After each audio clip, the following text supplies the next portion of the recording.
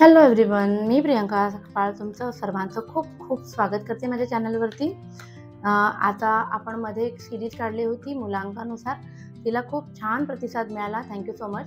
So आपण तशीच आज भाग्यांकची सिरीज काढतोय.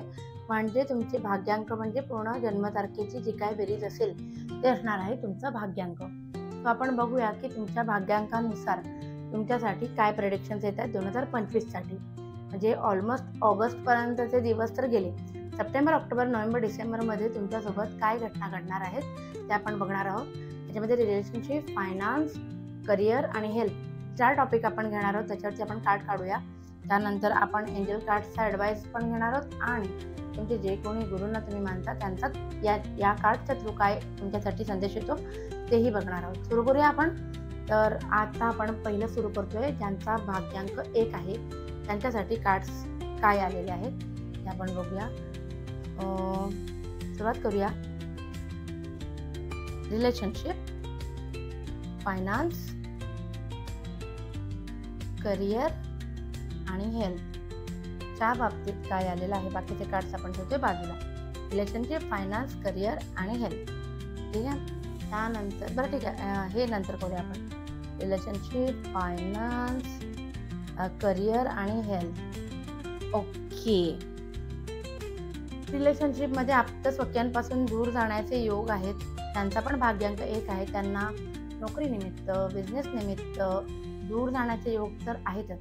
या व्यतिरिक्त एखादा वाद झाल्यामुळे सुद्धा तुम्हाला तुमच्या व्यक्तीपासून दूर राहण्याचे योग इथे दिसत आहेत टॅरोनुसार. सो नाती जपा जास्तीत जास्त.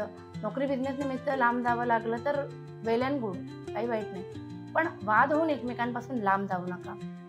त्यानंतर रिलेशनशिप, त्यानंतर आपण घेतलं तर फायनान्समध्ये डिसिजन मेकिंग तुमची चांगली राहील. तुम्हाला लोक विचारायला येतील आर्थिकदृष्ट्या एखादा निर्णय घ्यायचा असेल तर, कारण तुमची डिसिजन मेकिंग, तुमची एखादा निर्णय क्षमता जी आहे तुमची ती खूप छान असणार आहे. त्याचा पुरेपूर उपयोग करून घ्या. नंतर आहे करिअरमध्ये S of pentacles. So this is the correct time. जर तुम्हाला जॉब चेंज करायचा असेल ना तर ही सप्टेंबर, ऑक्टोबर, नोव्हेंबर, डिसेंबर हा एकदम योग्य वेळ आहे. कारण या पिरियडमध्ये ज्यांचाही भाग्यांक 1 आहे त्यांना त्या अपेक्षित असलेल्या पगाराची नोकरी मिळू शकते. प्रमोशन जरी ड्यू असेल तर मिळू शकतं. जिथे आहात तिथे पगार वाढ व्हायची असेल, सॅलरी इन्क्रीमेंट, तर ती सुद्धा होऊ शकते. सो हा पिरियड पैशाच्या दृष्टीने खरंच चांगला आहे. हेल्थच्या बाबतीत सुद्धा एक चांगलं कार्ड आले, द हँगमॅन आले, द रिव्हर्स आहे. तो याचा अर्थ काय की जुना आजार जो काही होता त्याच्यापासून तुमची मुक्तता होणार आहे. ठीक आहे. बळकावलेला जुना आजार असतो किंवा काय, तर त्यातनं तुम्ही बाहेर पडणार आहात असं हे कार्ड सांगतं. सो चांगलं कार्ड आलं. एक रिलेशनशिप सोडलं तर मला नाही वाटत काही चुकीचं आलं याच्यामध्ये. आपण बघूया तुमच्या एंजल्सचा तुमच्यासाठी काय ॲडवाईस आहे. ओव्हरऑल जे काही घटना घडणार आहेत त्याच्या बेसिसवरती बी असर्टिव्ह, तुमच्या मतावरती ठाम राहा असं हे कार्ड सांगतं. मग जसं मी तुम्हाला सांगितलं की तुमची डिसिजन मेकिंग कॅपॅसिटी छान आहे आणि करिअरमध्ये सुद्धा फायनान्शियल ग्रोथ दिसते. तर तुम्हाला माहिती आहे ना तुमच्या स्किल्स काय आहेत. ते जेव्हा प्रेझेंट करायची वेळ येईल ना तेव्हा ठाम राहा. मी हे केलंय, मला याच्या बदल्यात योग्य ते मानधन मिळायलाच हवे. या पद्धतीने तुम्ही ठाम राहायला पाहिजे असं हे कार्ड सांगतात. त्यानंतर आपण बघूया की तुमच्या गुरूंचा काय संदेश आहे तुमच्यासाठी 2025 संपायच्या आत. ते तुम्हाला काय सांगू इच्छितात. Okay. Bountifulness. Baba always insure that you have what you need, keep the faith. बघा, म्हणजे तुम्हाला साई टॅरोने सुद्धा आलेलं आहे अबंडन्सच.